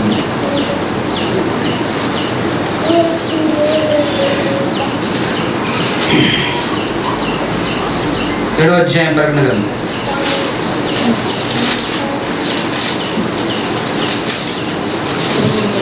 13వ వచనం. 7వ అధ్యాయం 13వ వచనం నుంచి చదవండి. 13 పెద్దలలో ఒకడు తెల్లని వస్త్రము ధరించుకొని ఉన్న వీరెవరు? తెల్లని వస్త్రములు అని అంటే పాపము లేని వారు, పరిశుద్ధులు అని అర్థం. తెల్లని వస్త్రములు అంటే మళ్ళీ ఇక్కడ మనం తెల్లటి వస్త్రం ధరించాలనేది కాదు, దాని బాగుందని అర్థం. ఇది పరలోకంలో ఉన్న వారి విషయం చెప్తున్నాడు. పరలోకంలో తెల్లటి వస్త్రాలు అంటే ఏంటి? పరిశుద్ధులు అని అర్థం, పాపం లేనివారు అని అర్థం. తెల్లటి వస్త్రములు ధరించుకొని ఉన్న వీరెవరు? ధరించుకున్న వీరెవరు? ఎక్కడ నుండి వచ్చినని నన్ను అడిగాను. ఎక్కడ నుండి వచ్చాను అని నన్ను అడిగాను. అందుకు నేను అయ్యా నీకే తెలియననగా, నాకేం తెలుసయ్యా, నీకే తెలియను అని చెప్పక అతడు ఇలాగూ నాతో చెప్పాను. ఏం చెప్తున్నాడు చూడు. వీరు మహాశ్రమ నుండి వచ్చిన వారు. ఈ మాట చాలు. ఎక్కడి నుంచి వచ్చారట వాళ్ళు? భూమి మీద మహాశ్రమలు అనుభవించి ఆ శ్రమలో నుంచి వచ్చిన వారు, శ్రమలలో నుండి వచ్చినటువంటి వాళ్ళట వాళ్ళు. శ్రమ కాదు, శ్రమలో నుండి వచ్చిన వారు గొర్రె పిల్ల రక్తములో తమ వస్త్రములను ఉతుకుకొని వాటిని తెలుపు చేసుకుని వారు. గొర్రె పిల్ల రక్తంలో బట్టలు ఉతికితే తెల్లగైతుందా? తెల్లగైతే ఏం ఉతికితే తెల్లగైతుంది? మన మనస్సు, మన ఆత్మ.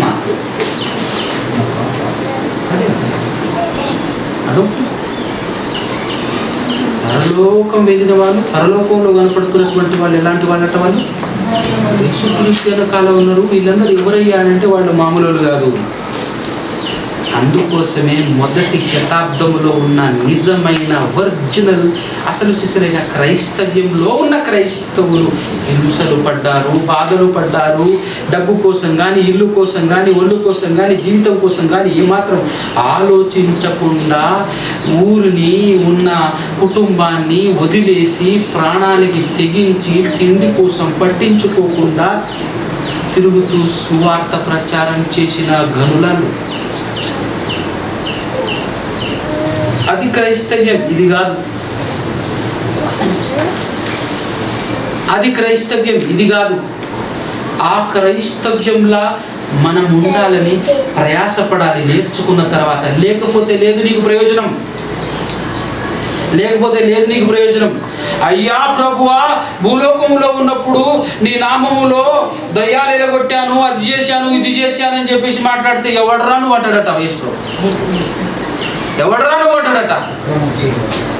నువ్వు చేసింది క్రమం కాదురా, క్రమం ఆల్రెడీ కంప్లీట్ అయిపోయింది, నువ్వు అక్రమం చేశావు. అది కాదు నువ్వు చేయాల్సింది. చాలా మందిని నడిపించా, చాలా చేసినా అంటే అది క్రమమైనటువంటిది కాదు. ఎంతమంది ఉంటే నాకేంటి, మందితో నాకు సంబంధం లేదు, గుంపుతో నాకు సంబంధం లేదంటాడు. ఆయనకి ఎవరు గుంపుతో సంబంధం ఉందా? గుంపును చూసేవాడు కాదు మన దేవుడు. గుంపును చూసేవాడే అయితే నోవాహు కాలంలో ఒక కుటుంబాన్ని రక్షించి గుంపునంతా ఆ జలప్రళయంలో నాశనం చేయడు. గుంపే కావాలి అని అనుకుంటే ఒక్కడు చాలనుకున్నాడు ఆయన. ఒక కుటుంబాన్ని రక్షించి ప్రపంచాన్ని అంతటి నీటిలో ఉంచేసాడు. నా మాట వినేటోడు కావాలి, ఒక్కడు చాలు నాకు. ఈ అనవసరమైనటువంటి గుంపెందుకు నాకు? గుంపును చూసేవాడు కాదు, గుంపును చూసేవాడే అయితే సొదొమ గొమొర్రాలో ఒక్కడిని ఎందుకు బయట పంపిస్తాడు? ఒకే కుటుంబాన్ని ఎందుకు బయట పంపిస్తాడు? 4 దేశాలు అక్కడ ధ్వంసం చేస్తాడు. గుంపును చూసేవాడు అయితే చేస్తారా?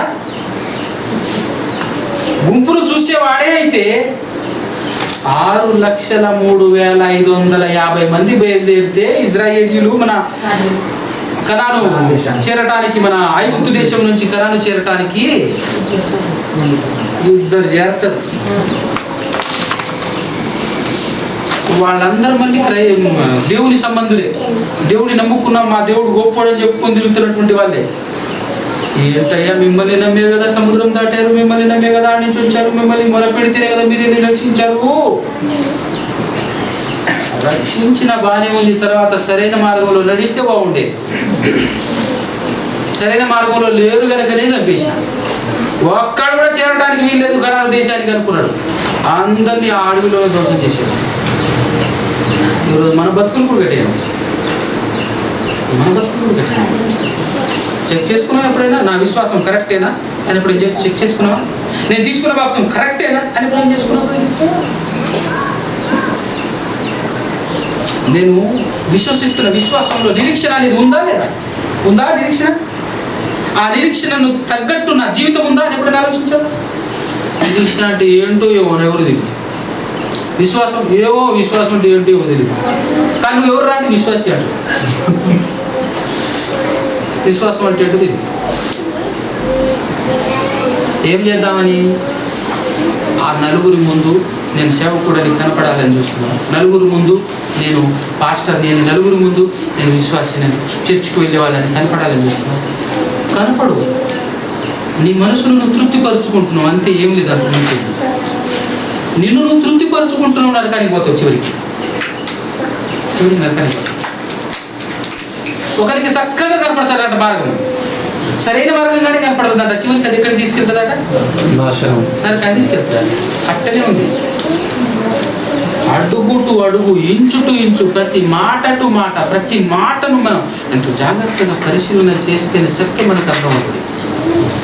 కానీ ఈరోజు ఎట్లుంది క్రైస్తవ్యం? ఈ రోజుకి క్రైస్తవ్యం ఎట్టుంది? మొదటి శతాబ్దపు క్రైస్తవ్యం ఎట్టుంది? మనస్పార్థాలు లేవు.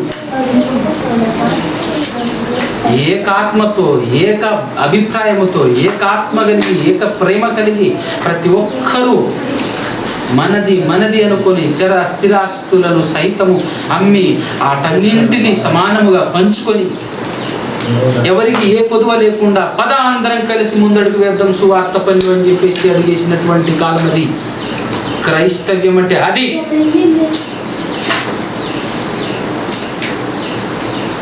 ఆ జీవితం లేకపోతే నువ్వు యేసుక్రీస్తు నమ్ముకొని ఎన్ని రోజులు ఎన్నిసార్లు చర్చికి వెళ్ళినా, ఎంత వాక్యం విన్నా, ఎంత వాక్యం బోధించినా దానివల్ల ఏ ప్రయోజనం లేదు.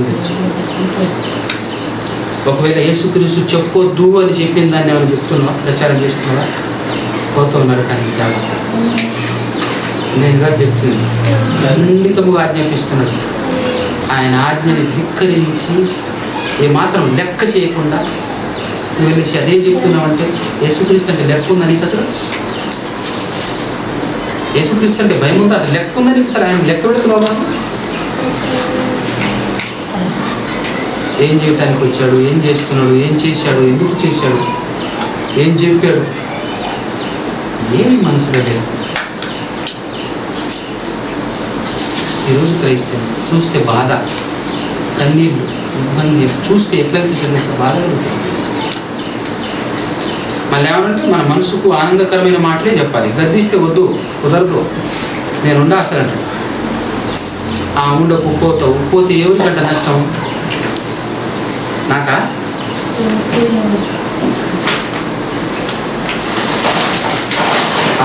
అలుగుడు దాని మీద కూడా సామెత ఉంటుంది చూసావు, ఎవరు అలిగితే ఎవరికి నష్టం అని. ఏమి తెలుసు మనకు? అదట చెరువు మీద కొంగ అలిగితే కొంగకే నష్టం, చెరువుకేం కాదు. అట్టుంది. అడుగులారా దయచేసి తల దించుదాం, వాక్యాన్ని లోపడతాం. ఎందుకు అనవసరమైనటువంటి ఈగో లోపం, అనవసరమైనటువంటి అహంభావం ఎందుకు? వాటన్నిటిని తీసి పక్కకి ఇడిచేసి, ప్రభా నాకు పర్లకు దొరికితే చాలు ప్రభా, నీ పాదాల దగ్గరైనా ఏం చేయమని చేస్తూ యాడైనా ఉండి నన్ను నేను తగ్గించుకొని బతుకుతా. అసలు పరలోకం రావాలంటే అందులో ముఖ్య పాత్ర పోషించేదే తగ్గింపు. కానీ ఈరోజు ఏ సేవకునికి లేదు, ఏ విశ్వాసకి లేదు తగ్గింపు. ఏదో ఏమనుకుంటున్నావు నువ్వు, నా గురించి ఏమనుకుంటావు అంటాడు అంతే. అవునా? తగ్గింపు ఉండాలి. ఎవరు ఏమన్నా కూడా తగ్గించుకొని రాగలిగే స్వభావం ఉంటే తప్ప మనం పరలోకం ఉంటుంది.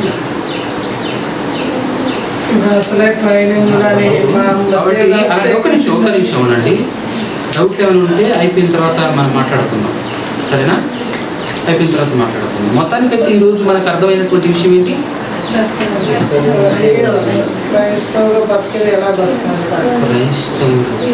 ఇలాంటి దేవుడు మాట్లాడినప్పుడు ఇంకొక మాట చూపించి ముగిచేస్తాను. ప్రకటన గ్రంథంలో మంచి మాట, 6వ అధ్యాయం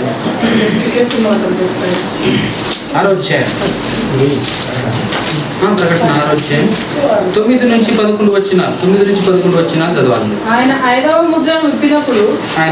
ముద్రను విప్పినప్పుడు దేవుని వాక్యం నిమిత్తమును తాము ఇచ్చిన సాక్ష్యము నిమిత్తమును వధింపబడిన వారి ఆత్మలను. జాగ్రత్తగా వినాలి. దేవుని కోసం ఇప్పుడు దర్శనంలో సమస్తం చూస్తున్నాడు యోహాను గారు. భూమి మీద దేవుని కోసం, దేవుని వాక్యం కోసం ప్రాణత్యాగం చేసినటువంటి వారు, హతసాక్షులైనటువంటి వారు, వారి గురించి మాట్లాడుతున్నాడు. చదువు కంటిన్యూషన్. తాము ఇచ్చిన సాక్ష్యం నిమిత్తము వధింపబడిన వారి ఆత్మలను బలిపీఠము కింద చూసి తిని అంటే అర్థమేమో తెలుసా? బలిపీఠం అని అంటే భూమి, బలి జరిగేది భూమి. బలిపీఠం అంటే భూమి, భూమి కింద పాతాళం ఉంటుంది. ఆ పాతాళంలో పరదైసు ఉండి, ఆ పరదైసులో పరిశుద్ధులు ఉన్నారు, దేవుని కోసం ప్రాణ త్యాగం చేసిన వారు ఉన్నారు. ముళ్ళోకాల మర్మాలు చెప్పినప్పుడు ఎవరైనా విన్నవారు ఉన్నారా?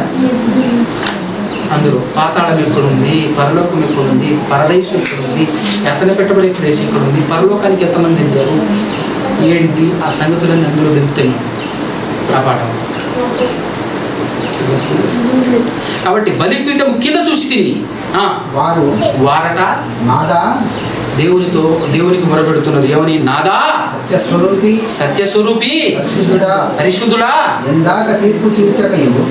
ఇంకెన్ని రోజులయ్యా యేసుక్రీస్తును ఈ భూలోకానికి రెండోసారి పంపించక ఉంటావు అంటే తీర్పు తీర్చక ఉంటావు. ఎందాక తీర్పు తీర్చకయు మా రక్తం నిమిత్తము, మా రక్తాన్ని కార్చింది వాళ్ళే కదా, మా రక్తము నిమిత్తము నివాసులకు, భూమి మీద నివాసం చేస్తున్నటువంటి నివాసులకు ప్రతి దండన చేయక ఉండు అని, శిక్ష ప్రతి దండన చేయక ఎన్నాళ్ళు ఉంటావు అని చెప్పేసి కేకలు వేస్తున్నారు వాళ్ళు. అప్పుడు వాళ్ళకి చెప్పబడిన సమాధానం చూడు ఎంత బాగుందో. తెల్లని వస్త్రములు వాళ్ళు ప్రతి వానికి ఇవ్వబడిన, అంటే వాళ్ళందరూ పరిశుద్ధులు అనమాట. వాళ్ళందరూ పరిశుద్ధులు కాకపోతే అక్కడికి వెళ్ళరు. మరియు వారి వలెనే సేమ్ టు సేమ్ వారిలాగైతే ఈ లోకంలో దేవుని కోసం, దేవుని వాక్యం కోసం వాళ్ళు హతసాక్షులై అక్కడికి వెళ్ళారో అలాగే ఆ విధంగా వారి వలనే చంపబడబో వారికి సహదాసుల యొక్కయు సహోదరుల యొక్కయు లెక్క ఉందట. ఆ లెక్క పూర్తి అయ్యేంత వరకు ఇంకా కొంచెం కాలము విశ్రమింపవలని వారితో చెప్పబడెను. వారికి చెప్పాడంటే ఇంకొంచెం కాలం విశ్రమించండి, ఇంకొంచెం కాలం రెస్ట్ తీసుకోండి, ఎందుకంటే మీ సహోదరులు మీలాంటి వాళ్ళు భూమి మీద కొందరు ఉన్నారు, వాళ్ళు వస్తారు. ఇన్ని కోట్ల మంది భూమి పైన ఉంటే లెక్క ఇంకా సరిపోవట్లేదయ్యా నీకు అని అంటే, ఇన్ని కోట్ల మంది ఉన్నా అందులో దొరికేది కొందరే కదా నాయన. అందుకోసమే లెక్క తొందరగా కంప్లీట్ కావట్లే. అవునా? కోట్ల మంది ఉన్నా కోట్ల మంది దొరికితేగా, చాలా తక్కువ మంది దొరుకుతున్నారు కాబట్టి లెక్క కంప్లీట్ అవ్వట్లేదు. ఆ లెక్కలో నువ్వు ఉన్నావా అది నువ్వు చెక్ చేసుకోవాలి. ఆ లెక్కలో నువ్వు ఉండకపోతే మనకు రాదు పర్లేదు. ఆ లెక్కలో మనం లేకపోతే నరకంలో తీస్తాడు మన తొక్క, నీట్గా మన తోలు తీసి వచ్చేస్తాడు అది. కాబట్టి పిల్లల జాగ్రత్తగా చెప్పబడినటువంటి మాటలు ప్రకారం క్రైస్తవ్యం అంటే ఏంటో తెలుసా? ఈ లోకంలో ఏ మేలు నీకు రాదు, పద నువ్వు నిర్ణయించుకుంది పరలోకం కోసమే కదా, బయలుదేరు. పౌలు గారు ఏమంటారు ఒక్క మాట చూడండి ఒకసారి. ఫిలిప్పీ పత్రిక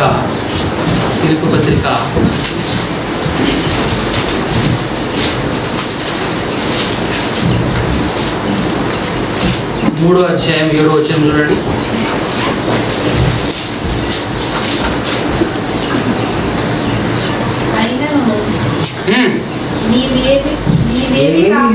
ఆయనను ఈ లోకములో ఉన్నప్పుడు ఏవేవి నాకు లాభకరములై ఉండెనో వాటిని క్రీస్తు నిమిత్తమును నష్టముగా ఎంచుకొంటిని. మొదటి శతాబ్దపు క్రైస్తవ్యం నష్టముగా ఎంచుకున్నది. కానీ నేటి క్రైస్తవ్యం ఆల్రెడీ ఉన్నవాడు, లోకంలో ఘనమైనటువంటి బ్రతుకుతున్నటువంటి వాడు ఆయన క్రీస్తులోనికి వచ్చేసిన తర్వాత వాటన్నింటినీ వదిలేస్తే లోకంలో దరిద్రుడుగా ఏమీ లేని దిక్కుమాలినటువంటి వాడుగా బ్రతుకుతున్నటువంటి వాడు నేడు క్రీస్తులోనికి వెళ్ళి డాబాలు కట్టుకుంటున్నాడు, కార్లలో తిరుగుతున్నాడు. అంటే ఇదే క్రైస్తవ్యం. ఎంత ఆపోజిట్ ఉంది క్రైస్తవ్యం. మొదటి శతాబ్దపు క్రైస్తవ్యం వెళ్ళిన దానికి క్వైట్ రివర్స్ వెళ్తుంది నేటి క్రైస్తవ్యం. దీన్ని క్రైస్తవ్యం అంటావా?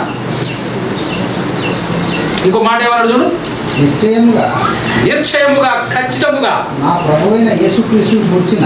నా ప్రభువైన యేసుక్రీస్తును గూర్చిన అతి శ్రేష్టమైన జ్ఞానము నిమిత్తమై సమస్తమును నష్టముగా ఎంచుకొనుచున్నాను. ఇది నేర్చుకోవాలి, ఇది నాకు రావాలి, దానికోసం అన్నింటినీ నష్టపరుచుకొని వెళ్తున్నాను. ఈరోజు నేను కూలికి వెళ్తే 500 వస్తాయి, అవసరం లేదు, వాక్యం నేర్చుకోవాలి పద. ఈరోజు ఒక డీల్ ఉంది, బిజినెస్ చేసేవాడు, ఈరోజు కనుక డీల్ ఓకే అయితే 1 కోటి రూపాయలు వస్తాయి, అవసరం లేదు, ఇది నేర్చుకోవాలి పద. మీటింగ్ ఉందట పద. అది నిజమైన క్రైస్తవుడు, ఒరిజినల్ మారు మనసు పొందినవాడు చేసే పని. మనది మారు మనసు పొందలేదు, మనం యాక్టర్స్, మనమందరం నటించేవాళ్ళం అనమాట, పైన మాత్రమే. మారు మనసు అంటాం కానీ లోపలికి వెళ్ళిన తర్వాత ప్రార్థన చేస్తాం. ఆ ప్రార్థన ఎవరికి వినపడదు, కానీ అందులో ఏమిటో తెలుసా? మొత్తం ఈ లోక సంబంధమైనది, మొత్తం ఈ లోక సంబంధమైనది.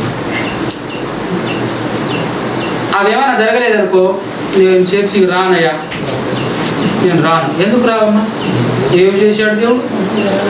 ఏమి చేయలేదు దేవుడు. ఇది క్రైస్తవ్యం. అందుకోసమే అన్నాడు, ఒరే దౌర్భాగ్యుడా అన్నాడు. అందుకోసమే అన్నాడు ఆయన దేవుడు. ఏమని రాయించాడు? ఈ జీవిత కాలం మట్టుకే. అందుకోసమే దేవుడు రాయించిన మాట ఏంటో తెలుసా? ఈ జీవిత కాలం మట్టుకే యేసుక్రీస్తునందు నిరీక్షణ కలిగి ఉన్న వారైతే మీరు మనుషులందరికంటే, నలుగురులో కాదు, మనుషులందరికంటే అనగానే తెలంగాణలో ఉన్న మనుషుల్ని చూడకండి మీరు, ఇండియాని మాత్రమే చూడకండి, ప్రపంచంలో ఉన్న అన్ని దేశాలు కలుపుకో, వాళ్ళందరికంటే పరిమాణాలు మనమే. ఎంత మాట్లాడుతుంది, ఎలా మాట్లాడుతున్నాడు మనకు అర్థం కావాలి. చదవం, ఓపిక ఉండదు, నేర్పి ఫ్రీగా నేర్పిస్తావు, రా అంటే రాము. ఇలా జరుగుతున్నదన్న సంగతి తెలిసిన తర్వాతనే జీవితం త్యాగం చేసామని. ఫ్రీగా నేర్పిస్తాం రండి, అన్ని చోట్ల ఫ్రీగా నేర్పిస్తాం రండి. ఈరోజు ఎట్టుందంటే క్రైస్తవ్యం బతిలా అయినా నేర్చుకోవటానికి రావట్లేదు, బాగా అలవాటు పడిపోయింది లోకం. ఇంకోటి ఏంటంటే గుంపును చూసి మనం బాగా అట్రాక్ట్ అవుతున్నాం. మరి ఏందయ్యా అక్కడ అంతమంది గుంపు ఉన్నారు, వాళ్ళు కాదా క్రైస్తవులు? వాడి లోకం గురించి ప్రార్థన చేస్తారుగా, నువ్వేనా క్రైస్తవుడికి? అలా రాగాలు తీస్తారు. ఆ గుంపును చూసి మోసుకుపోతున్నావు కదా, పో. ఆ గుంపు నాకు అవసరమేది. బైబిల్ దాంట్లో ఏం రాయబడింది, దాంట్లో ఉన్న లెక్కలేవి, అది నాకు కావాలి. అందుకోసమే పొరపాటున కూడా మీరు ఎప్పుడు కూడా బయటికి వెళ్ళి ఇలాంటి ప్రకటన చేయాలి. ఆజ్ఞ అతిక్రమం చేసిన వారు, రోగాలు బాగైతే రండి, జబ్బులు బాగైతే రండి, జబ్బులే రావు, రోగాలే రావు, కష్టాలే రావు అని చెప్పకండి ప్లీజ్. అవన్నీ వస్తాయని చెప్పండి, అవన్నీ వస్తాయని చెప్పండి. అట్లయితే ఎవరు వస్తారండి అని అంటే, అట్లయితే ఎవరు వస్తారండి అని నువ్వు నేను చెప్పడం కాదు, పేతురే చెప్పాడు యేసు ప్రభు. అట్లయితే ఎవరు రాదని. మనుషులకు అసాధ్యమైనది దేవునికి సాధ్యమే అనే మాటతో సమాధానం ఇచ్చేసావు. ఇంకా నువ్వు సైలెంట్ ఉండనంటే దేవుడు చేసుకుంటాడు. నీ శాతనైతే వెళ్ళి ప్రకటించు. నీ పని ఏంటో తెలుసా? ప్రకటించడం, రావడం, అంతే. మారట్లేదు నీకు వద్దదంట. నువ్వు చేయాల్సింది యథార్థవంతుడిగా వెళ్ళు, ప్రకటించు, వచ్చే మారు మనసు దయచేసింది దేవుడు, మార్చేది దేవుడు, నువ్వు కాదు. నీ పని ఒక్కటే, ప్రకటించొచ్చే యథార్థవంతుడిగా, ఏమీ లోకంలో ఆశించకుండా. అది నువ్వు చేయాల్సింది. ఇట్లుందా క్రైస్తవ్యం? ఇప్పుడు మీకేం అర్థం కావాలంటే, క్రైస్తవ్యం కనబడట్లేదు కదా అయ్యా అని అడిగి, ఏడుందయ్యా క్రైస్తవ్యం? అందుకోసమే మిమ్మల్ని చేతులెత్తి నమస్కరించి మరి చెప్తున్నది, మన మార్గం క్రైస్తవులుగా, మనం నిలబడదాం ఇక్కడి నుంచి క్రైస్తవులుగా, ఒరిజినల్ క్రైస్తవ్యాన్ని స్థాపిద్దాం. అర్వపల్లిలో చేతులు ఇస్తారా? నిలబడతారా? నేర్చుకుందాం, నిజమైన క్రైస్తవాన్ని స్థాపిద్దాం, ప్రయాసపడదాం. రైట్? విన్నందుకు మీ అందరికీ ప్రార్థన చేసుకుందాం. పరమ తండ్రి, పరిశుద్ధుడా, పరమందు వాసులుడా నాయన, మీ పాదాల వందనాలు, స్తోత్రములు, కృతజ్ఞత చేస్తున్నాను.